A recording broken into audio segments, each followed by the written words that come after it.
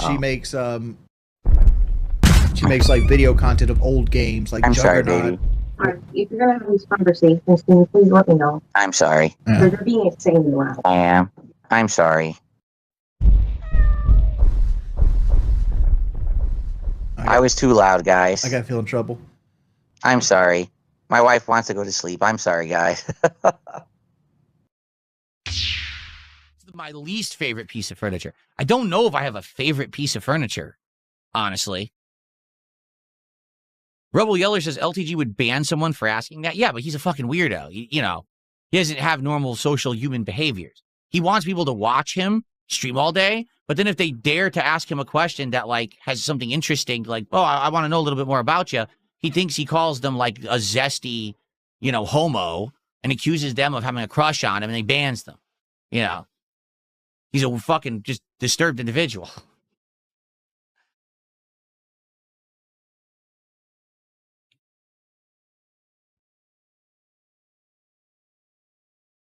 How did the support of the cushions affect my morale? Oh, it absolutely crushed my morale. Imagine, you're psyched, you're pumped. You're like, wow, what a great day I got coming up. We got a great new game that everyone wants to see me play, an audience that's rowdy and excited. Let's go. And you jump, you sit down, you sink right in. You're like, oh, like sucked in. Like, oh. Oh, I hate it. Oh, well. Now I try to stream. Hi, everyone. Oh, how you doing today? Sorry, hold on. Let me try to prop myself up.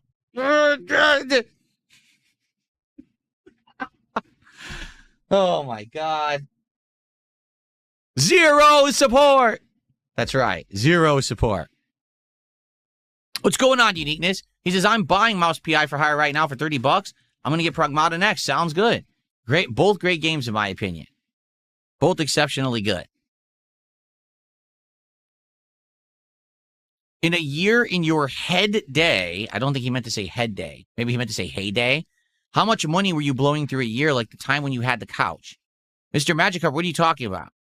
In my heyday? That was before I ever moved here.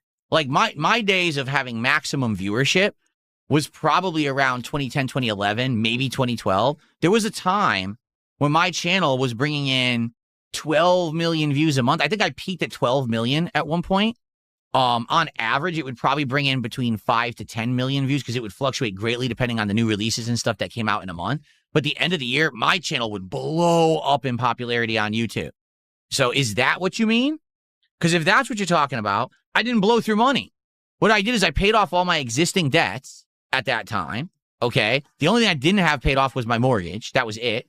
And then I started having money, you know, saving money in a savings account, so that I could have money for a move because I wanted to move out of Connecticut, and that's where the money was, is going into a savings account. And, you know, I did blow money on dumb, frivolous stuff back then. Like you would see, I have a new statue, and those statues weren't cheap. The cheapest statue I bought was probably like $200. Some of those were like $400 or $500 statues I was buying and just setting up in my condo in Connecticut, you know, bachelor pad or whatever. But, you know, all that money went away when I moved. Seriously. When I moved, I bought this house. All right. That in itself, you know, huge down payment.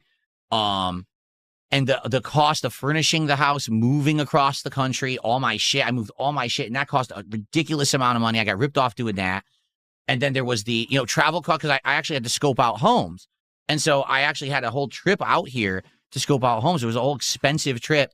At first, more like tourism and scoping out potential houses before I moved here. And then there was the actual trip out here to move, and then buying everything for the house from the ground up, all the furniture, all, you know, everything.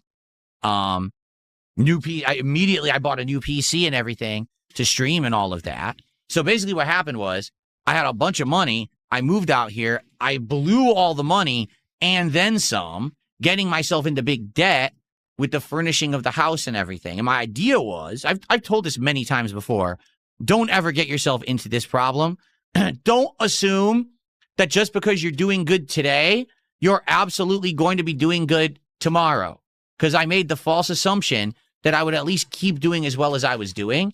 And what ended up happening was there was a big fall off. Like, I got a bunch of false copyright strikes against my channel and a bunch of trolling, and all the positivity that I had against me fell off, and my income severely declined over a course of like 3 years when I moved out here. I no longer could make the payments on shit that I'd racked up. You know, I'm assuming I'm making this much, so I could do a payment here on this and a payment here and pay it down. I ended up doing minimum payments on everything, which means it never goes away. It just means the debt stays there forever and it starts to balloon. And now I can't afford the things out here. Basically, I was living beyond my means because all these things happened all at once. It was like a shitstorm all at once of all these negative things happening. So I wouldn't wish that upon my biggest enemy. It, you know, living paycheck to paycheck, not knowing how you're going to pay for shit. It causes emotional stress. It causes mental, you know, things going on. It essentially was a major thing that crushed one of my relationships. You know, this is bad. So that's what happened. It effed me up, really, to be honest. And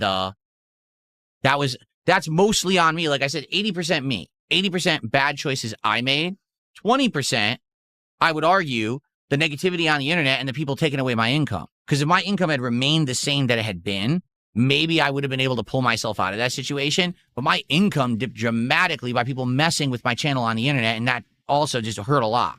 So, all right, my King Michael, you know me. You know I'll be streaming all day. I'll see you later.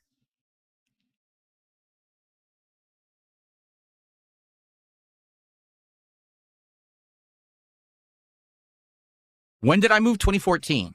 2014. And to be honest, time was of the essence. And the reason was, number one, things were changing financially in the country. I could tell that things like interest rates and stuff were about to start skyrocketing. And if I didn't do the move then, I was going to be paying more for it. That was number one. But also, I did start to see the writing on the wall that the opinion on the internet against me started to change negatively and toxically. People were now laughing at me rather than laughing with me. And with that comes a decline of attention and support. So I kind of saw the fact that, man, if I don't do the move now, I may not be able to even afford it, right? So that's why I wanted to do it while I still could, while my income still looked good and everything. So there you have it.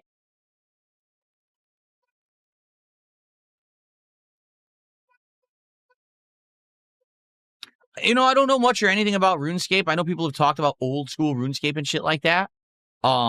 I'm not against it. Like I said, in regards to me checking out new games and content and things that I've missed out on over the years, I would totally consider checking out genres of games and things that I've never checked out before. Why not, right? Why wouldn't I? It's checking out new games has worked out dramatically. Look, 60 plus hours in RimWorld. And that's a game I didn't even know existed, right? All these new things, that genres and things that I'm checking out on PC, and they're working out. So yeah, I would consider it in the future. There you go.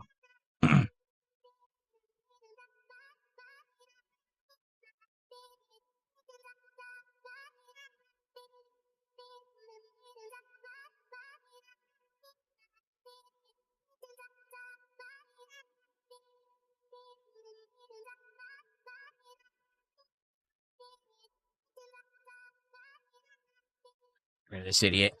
Okay. I've already explained. I'm interested in this new Tomodachi life.